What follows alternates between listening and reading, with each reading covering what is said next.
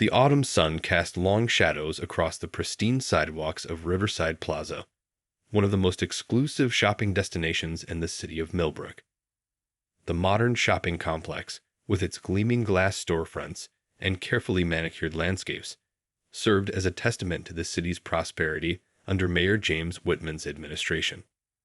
On this particular Tuesday afternoon, the usual peaceful atmosphere was about to be disrupted by an incident that would expose the underlying tensions within the community.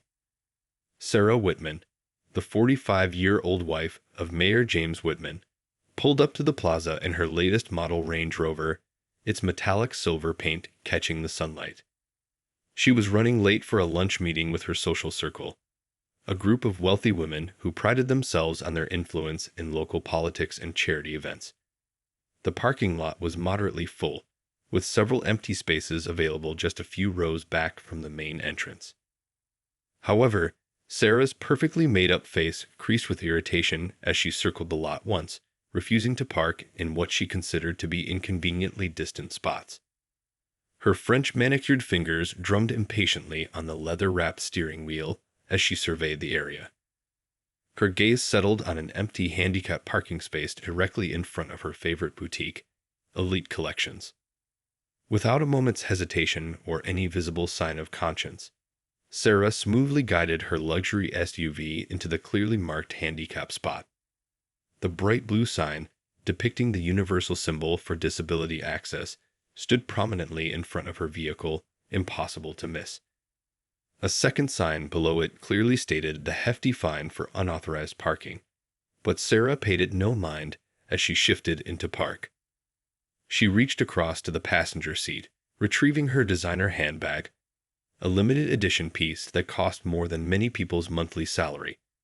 Clipped to her sun visor was a special parking permit issued by the mayor's office, which she adjusted slightly to ensure it was visible through the windshield. In her mind, this permit, meant for official city business, was her golden ticket to park wherever she pleased. As she stepped out of the vehicle, her stiletto heels clicked against the pavement. Sarah adjusted her cream-colored blazer, a recent purchase from one of her shopping trips to New York, and checked her reflection in the car window. Her shoulder-length blonde hair was perfectly styled, and her makeup was flawless, an image she worked hard to maintain as the mayor's wife. A young mother struggling with a wheelchair-bound child caught Sarah's eye as they were forced to navigate around her SUV to reach the ramp. The woman gave Sarah a disapproving look, but Sarah deliberately avoided eye contact, busying herself with her phone as if she hadn't noticed their struggle.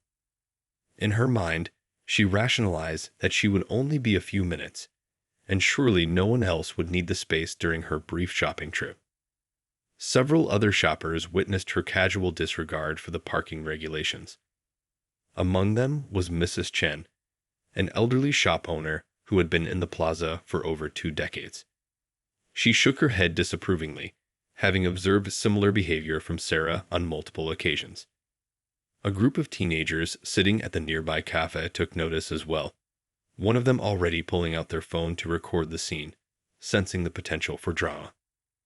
As Sarah strode toward the boutique's entrance, her heels echoing off the polished sidewalk, she carried herself with an air of untouchable authority.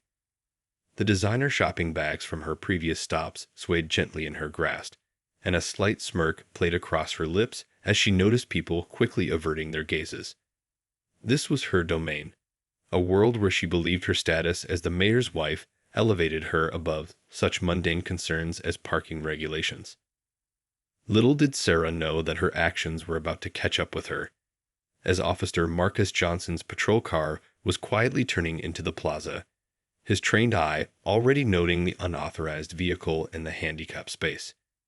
The stage was set for a confrontation that would shake the foundations of Millbrook's seemingly perfect facade. Officer Marcus Johnson guided his patrol car smoothly through the Riverside Plaza parking lot, his experienced eyes scanning the area with practiced efficiency.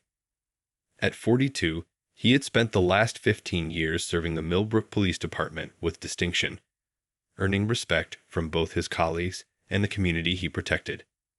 His crisp blue uniform was immaculate, his badge gleaming in the afternoon sun, a reflection of his professional pride. As he completed his routine patrol circuit, he immediately noticed the silver Range Rover parked in the handicap space. Even from a distance, he recognized the mayor's office permit displayed on the dashboard.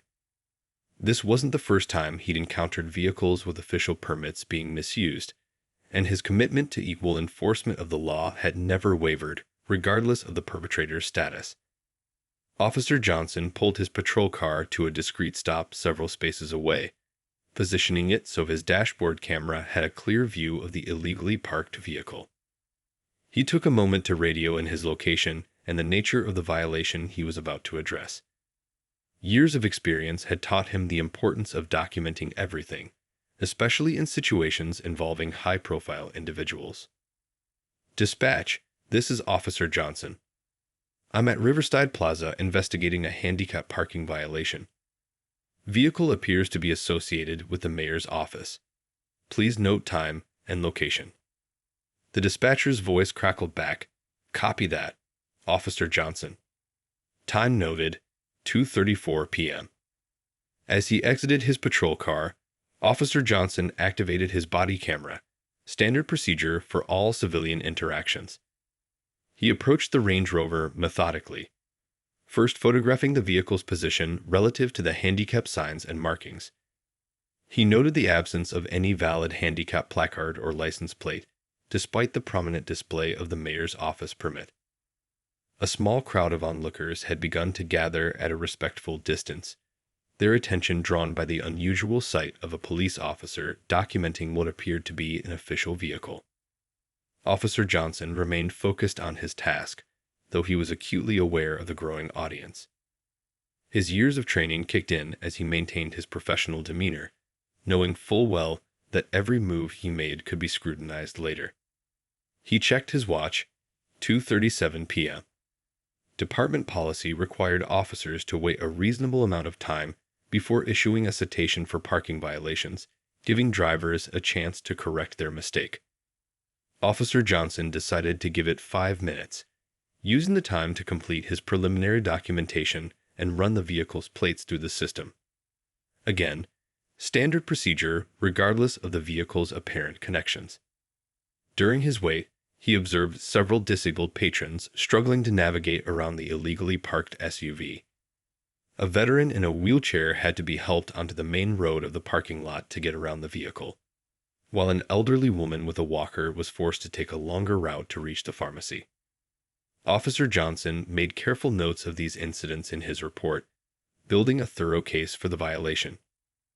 The small crowd of observers had grown slightly larger, with some people whispering among themselves.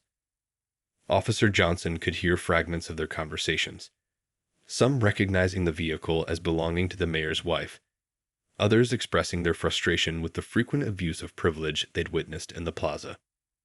At 2:42 p.m., Officer Johnson began preparing the citation. His movements were deliberate and measured as he filled out the ticket with meticulous attention to detail. He had learned early in his career that thoroughness was crucial, especially when dealing with citations that might be challenged in court. The fine for unauthorized parking in a handicapped space was substantial, $250 in Millbrook, but the law was clear about its application. As he completed the paperwork, Officer Johnson noticed movement through the boutique's window. He could see Sarah Whitman inside, engaged in animated conversation with the shop attendant, seemingly oblivious to or unconcerned about the situation unfolding outside. He positioned himself near the driver's side of the Range Rover, maintaining a professional stance as he prepared for what his experience told him could be a challenging interaction. The stage was set for a confrontation that would test both his professionalism and his dedication to equal justice under the law. The glass doors of Elite Collections swung open as Sarah Whitman emerged, her arms laden with shopping bags bearing the boutique's gold-embossed logo.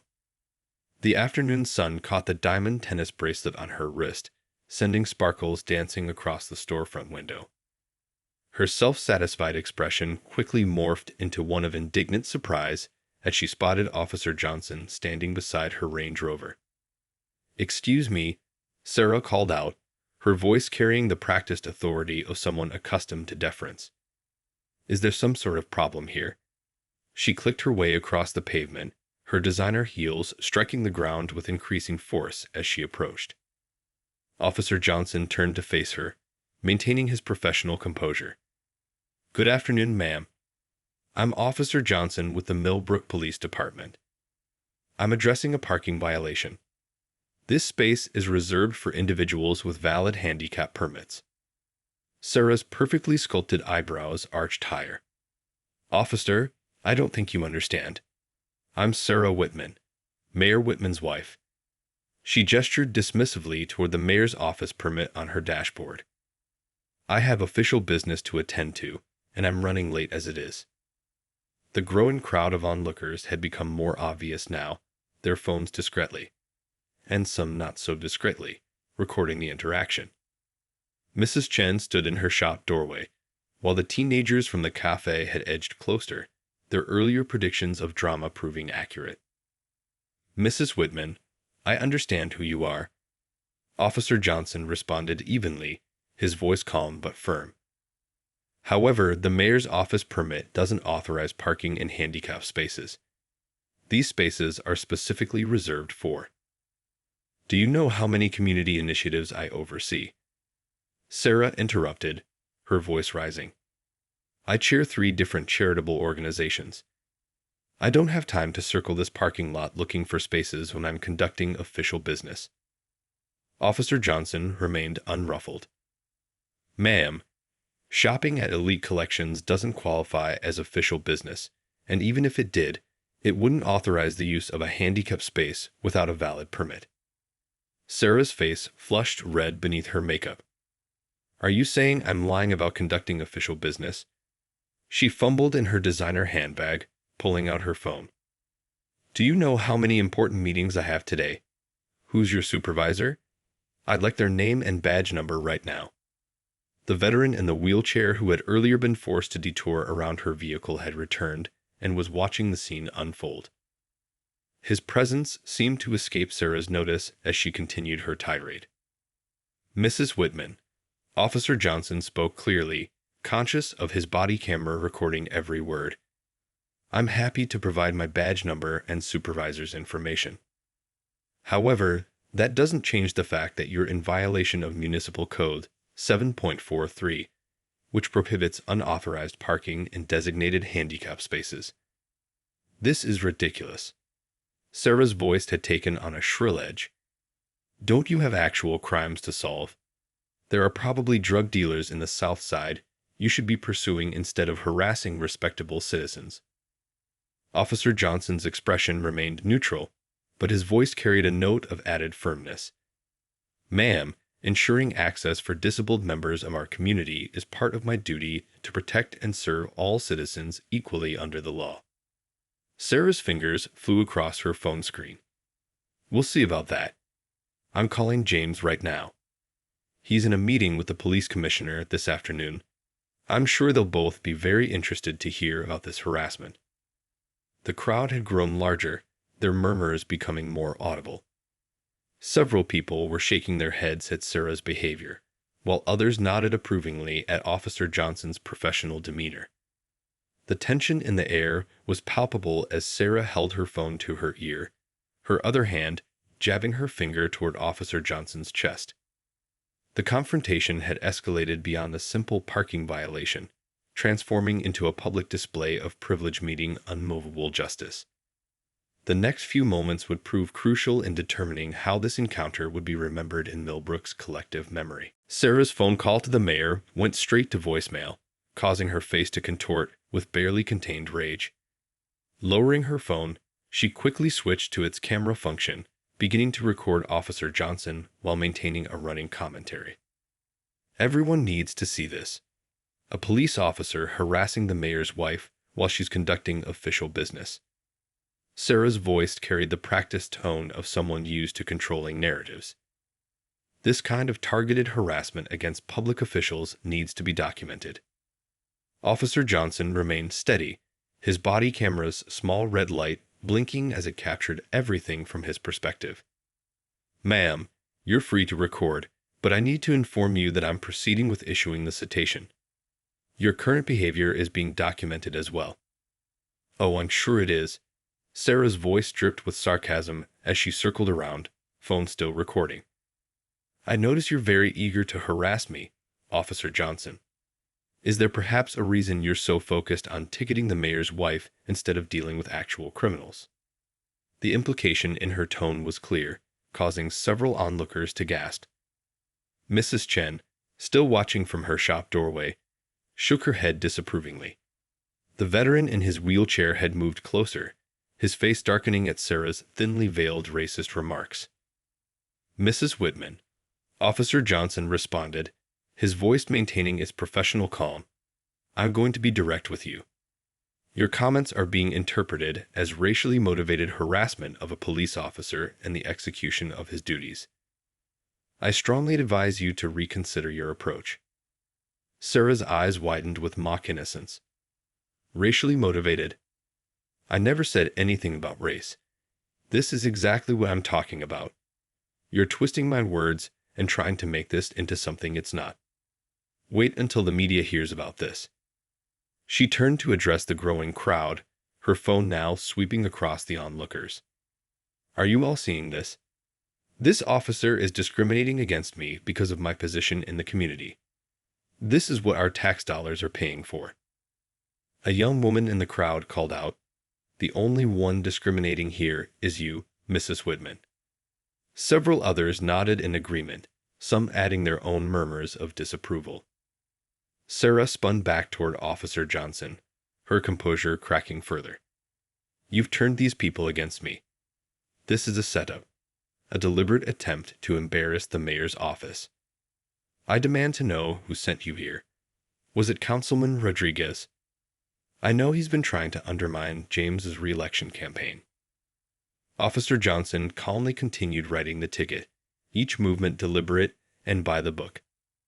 Mrs. Whitman, this is a routine parking enforcement action. I was conducting my regular patrol of this area, as documented in my daily log. Regular patrol? Sarah scoffed, her voice rising higher. In Riverside Plaza. Everyone knows parking enforcement never comes to this area because it's all private property. You were sent here specifically to target me. A security guard from the plaza had approached the scene, and Officer Johnson acknowledged him with a professional nod. Sir, could you please confirm for Mrs. Whitman that regular police patrols are, in fact, authorized in this plaza? The security guard, a middle-aged man named Dave who had worked at Riverside Plaza for over a decade, cleared his throat. Yes, that's correct. We have an agreement with MPD for regular patrols, including parking enforcement. It's been in place for years. Sarah's face flushed deeper red. Oh, so you're all in on it then. This is just perfect. She jabbed her finger toward her car's dashboard. That permit gives me authority to park anywhere in the city while conducting official business. You're exceeding your jurisdiction. Ma'am, Officer Johnson replied, his patience evident but unwavering. I'll say this one final time. No city permit, including the mayor's office permit, authorizes parking in handicapped spaces without a valid handicap placard or plate. This is state law, not city ordinance.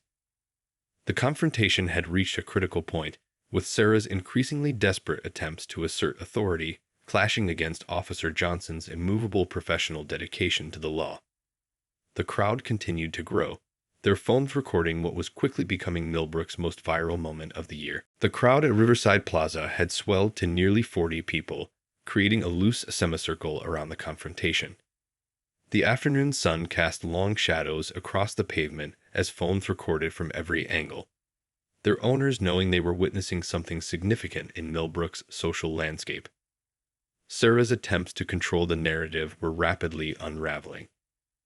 Her voice had taken on an increasingly hysterical edge as she paced back and forth, her designer heels clicking against the pavement like an angry metronome. This is absolutely outrageous. Do any of you realize what you're participating in? This is a coordinated attack on the mayor's office. From the crowd, a clear voice rang out. It belonged to Patricia Martinez, a retired high school principal who used a walker, and had been waiting patiently for access to the handicapped space. Mrs. Whitman, I've watched you park in this spot 3 times this month. Each time, people like me have had to struggle to find accessible parking. Sarah whirled toward the voice, her phone still recording. I don't know who you are or who put you up to this, but I can assure you that my husband's office will be very interested in investigating this obvious setup. Officer Johnson intervened smoothly. Mrs. Whitman, making unfounded accusations against members of the public could be considered harassment. Ms. Martinez is a respected member of our community, and her complaint about accessibility is valid. Valid? Sarah's laugh was sharp and brittle. Officer Johnson, let me explain something to you about validity. My husband appointed your police commissioner. Do you understand what that means? Your entire chain of command serves at his pleasure. The crowd's murmuring grew louder, and several people began sharing their videos to social media in real time. Local news notifications started pinging on phones throughout the gathering as the story gained traction. Breaking. Mayor's wife in confrontation with police officer over handicap parking violation. Mrs. Chen, who had finally left her doorway to stand beside Patricia Martinez, spoke up. Sarah, I've known you for 5 years. Your husband is a good mayor, but this behavior, this is not right. You're making things worse for everyone. Worse for everyone? Sarah's voice cracked slightly. I'm trying to conduct official business, and I'm being harassed by a police officer who clearly has an agenda. She turned back to Officer Johnson, her phone still recording. Where did you serve before Millbrook? What's your disciplinary record? The public has a right to know about your history of targeting prominent citizens. Officer Johnson remained unflappable, continuing to document the situation. Ma'am, my service record is public information available through proper channels. However, this interaction is about one thing only: unauthorized use of a handicapped parking space. The veteran in the wheelchair, who had been silently observing, finally spoke. Officer, I'd like to provide a statement. I had to go into the street to get around her vehicle earlier. His voice carried the weight of military authority. I have photos of my detour if they're needed for the record. Sarah's composure cracked further. Oh, so now everyone's piling on. This is a conspiracy. You're all just jealous of my position in this community. I serve on the board of the Citizens with Disabilities Foundation, for heaven's sake. This declaration caused an audible gasp from the crowd. Patricia Martinez called out again. Then you, of all people, should know better, Mrs. Whitman. The plaza's security cameras swiveled to capture the scene, their presence adding another layer of documentation to what was quickly becoming a defining moment in Millbrook's history. The afternoon sun continued its westward trajectory, casting longer shadows across the pavement as Sarah's privileged world began to crumble in full public view. Local news vans could be seen pulling into the far end of the parking lot, drawn by the viral social media posts and calls from witnesses. The confrontation had transformed from a simple parking violation into a public referendum on privilege, accountability, and the true meaning of community service. The arrival of local news vans seemed to trigger something in Sarah. Her eyes darted between her Range Rover and the approaching reporters, panic beginning to replace her previous indignation. Without warning, she lunged toward her driver's side door, fumbling with her keys. This ends now, she declared, her voice trembling. I'm leaving, and you can send whatever citation you want to the mayor's office. Good luck with that. Officer Johnson smoothly stepped between Sarah and her vehicle door, maintaining a professional distance while blocking her access. Mrs. Whitman, I need to advise you that attempting to leave during an active citation process could result in additional charges, including obstruction of justice. The body camera and dozens of phones captured Sarah's reaction as her face contorted with disbelief. Are you threatening me? Are you actually threatening to arrest the mayor's wife? No threats, ma'am, Officer Johnson replied calmly. I'm simply informing you of the legal consequences of your potential actions. You're free to contact your attorney, but the vehicle must remain in place until the citation is complete. A news reporter, Lisa Chen from Channel 8, had reached the edge of the crowd with her cameraman.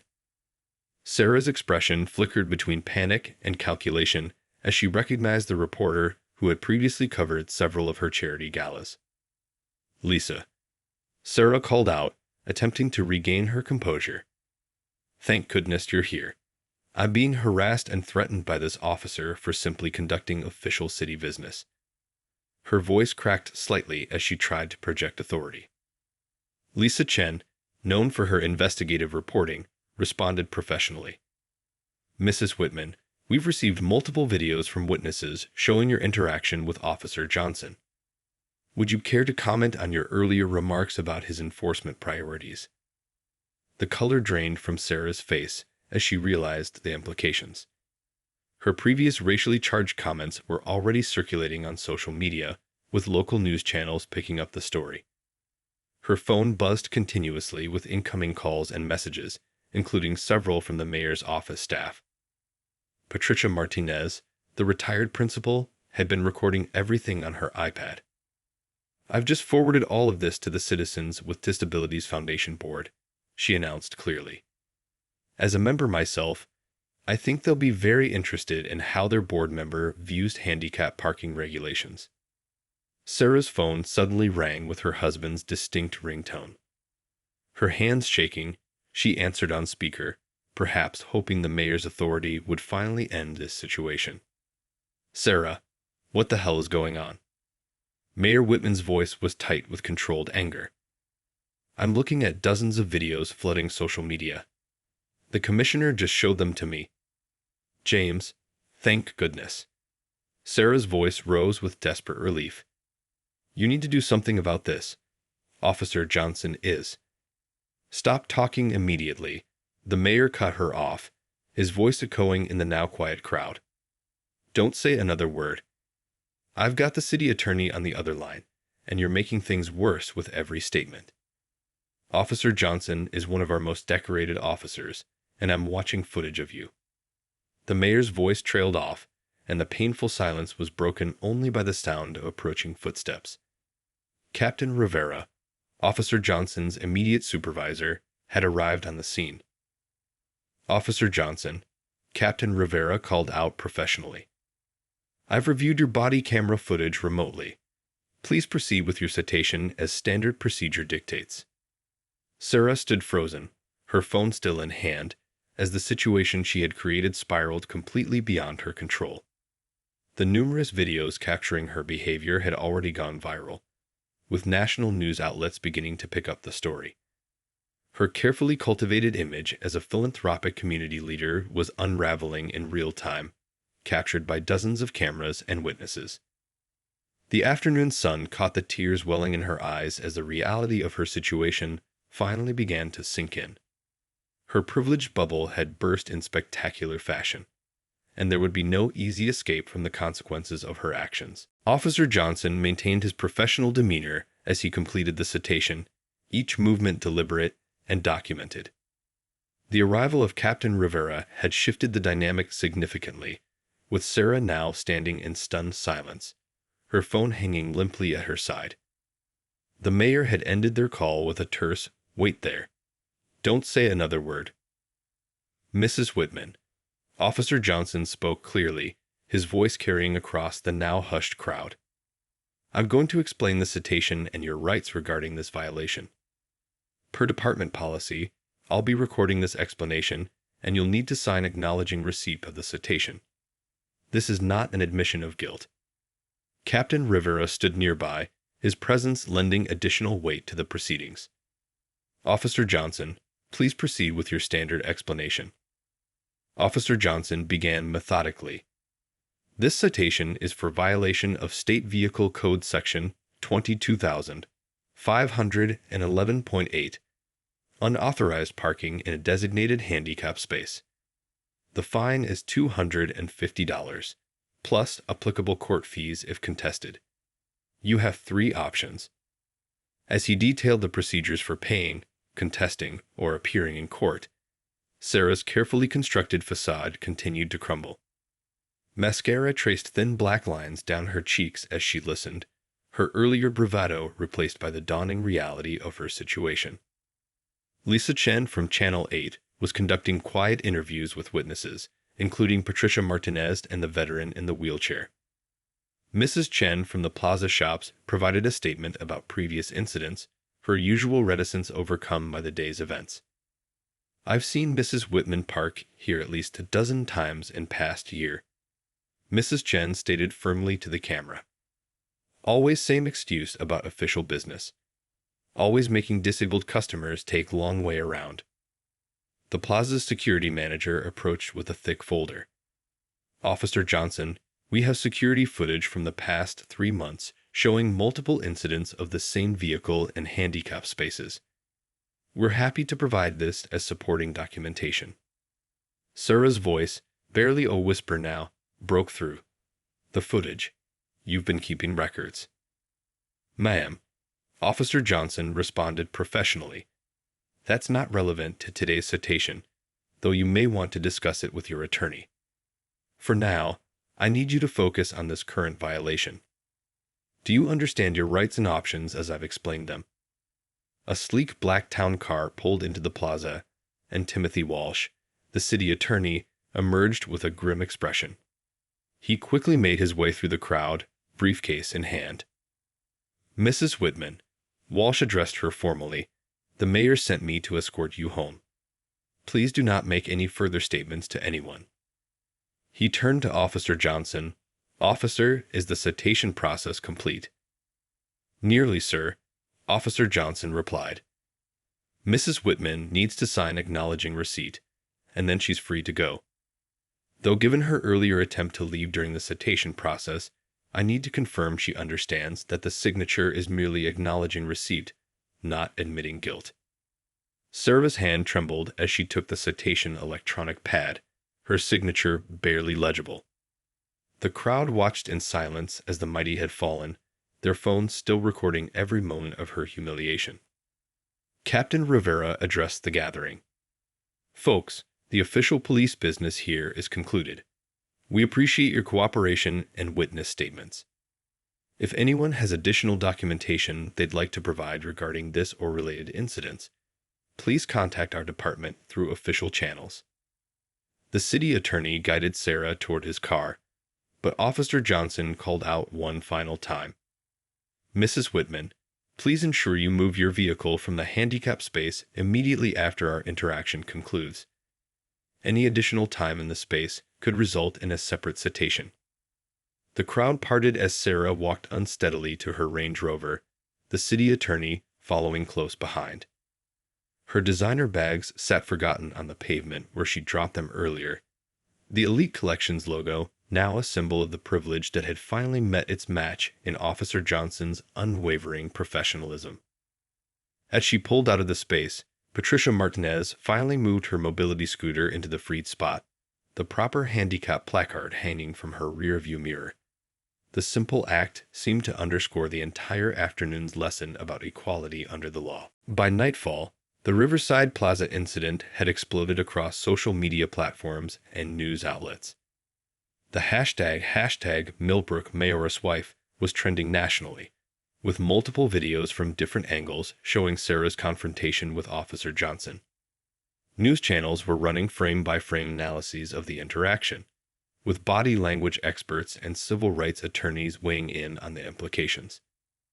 Mayor James Whitman sat in his office, tie loosened and jacket discarded, watching the coverage with his crisis management team. The city's phone lines had been flooded with calls from national media outlets, disability rights organizations, and concerned citizens. On his desk lay a preliminary report from his communications director. The video clips had already garnered over 5 million views across platforms. "Mr. Mayor," his chief of staff spoke carefully, "the Citizens with Disabilities Foundation has issued a statement accepting Sarah's immediate resignation from their board. They're distancing themselves and emphasizing their zero-tolerance policy for discrimination against disabled individuals." The mayor rubbed his temples, watching as CNN played a particularly damaging clip where Sarah had made her thinly veiled racist comments toward Officer Johnson. The anchor was now interviewing Dr. Angela Roberts, a prominent civil rights activist and Millbrook University professor. "What we witnessed today," Dr. Roberts was saying, "is a perfect example of intersectional privilege confronting professional integrity. Officer Marcus Johnson's handling of the situation should be used in police training academies nationwide." Across town, at the Millbrook Police Department, Officer Johnson sat in Captain Rivera's office, completing his detailed incident report. The department's social media accounts had been overwhelmed with messages of support, many from law enforcement agencies across the country praising his composure and professionalism. Johnson, Captain Rivera said, looking up from his computer, "The commissioner wants you to know that the mayor called personally to commend your handling of the situation.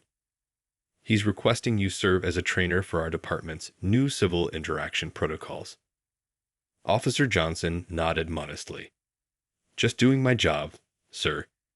Every citizen deserves equal treatment under the law."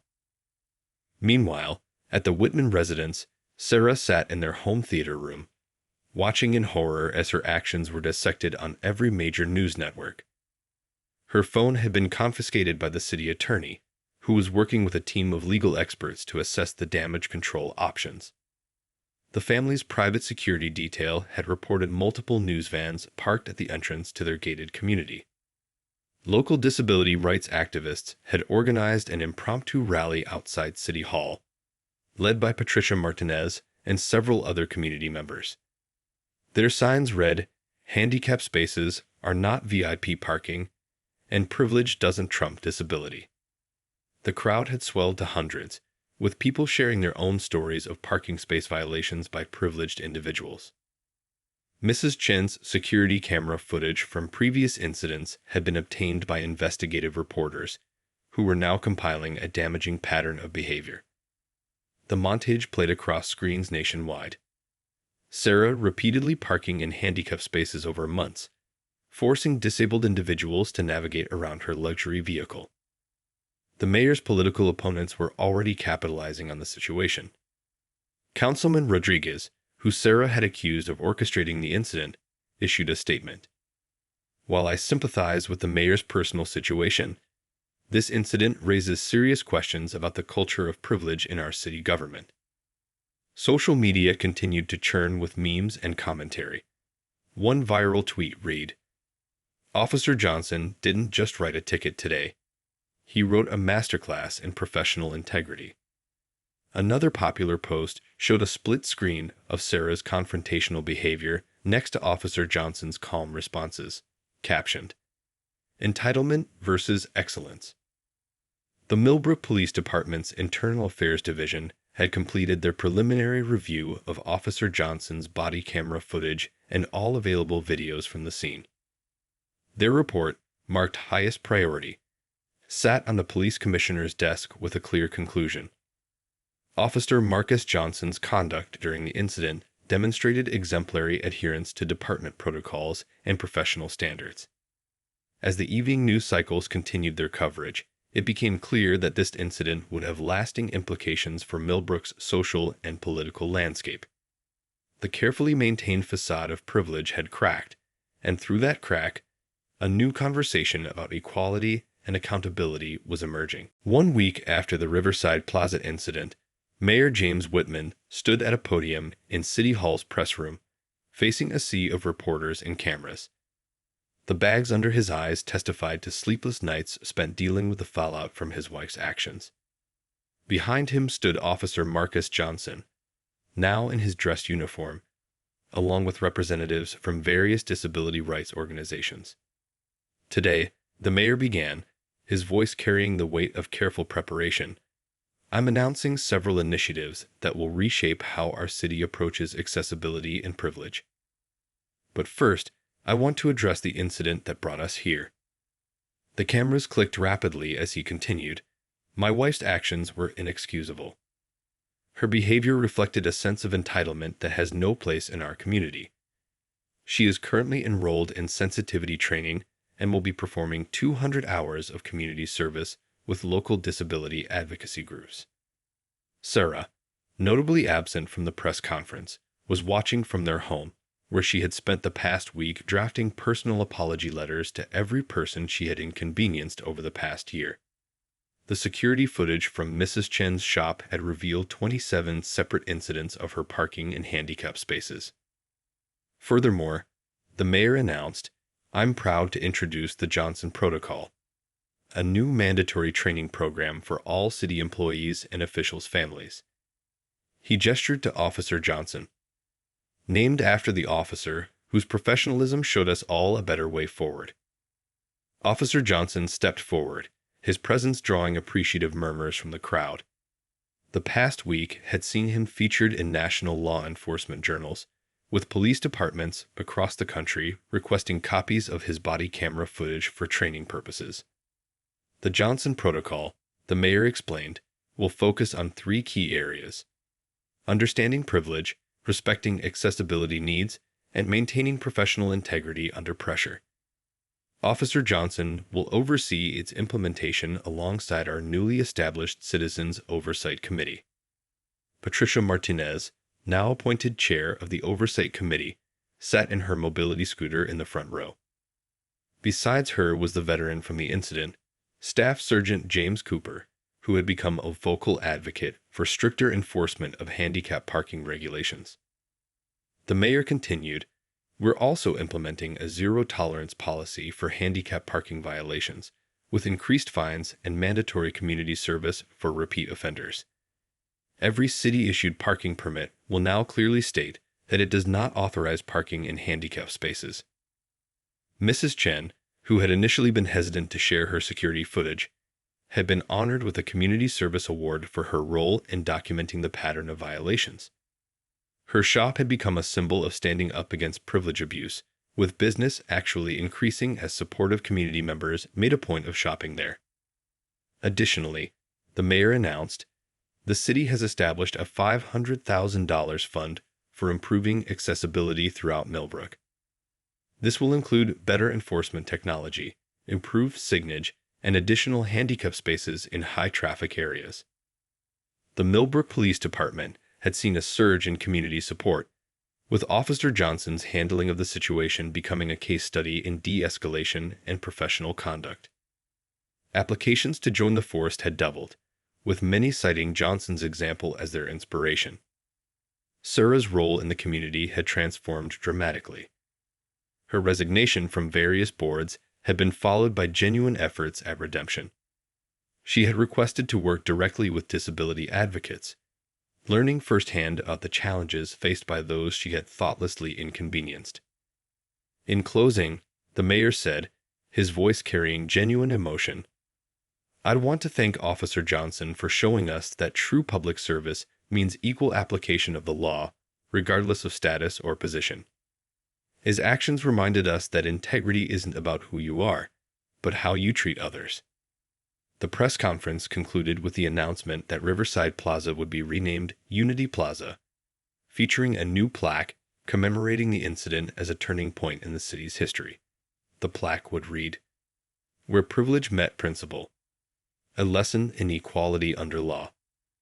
As cameras flashed and reporters called out questions, Officer Johnson stood quietly at attention, his presence a reminder that sometimes the biggest changes come not from grand gestures, but from simple, unwavering dedication to doing what's right. The Millbrook incident, as it came to be known nationally, had transformed a moment of entitlement into a lasting legacy of accountability and change.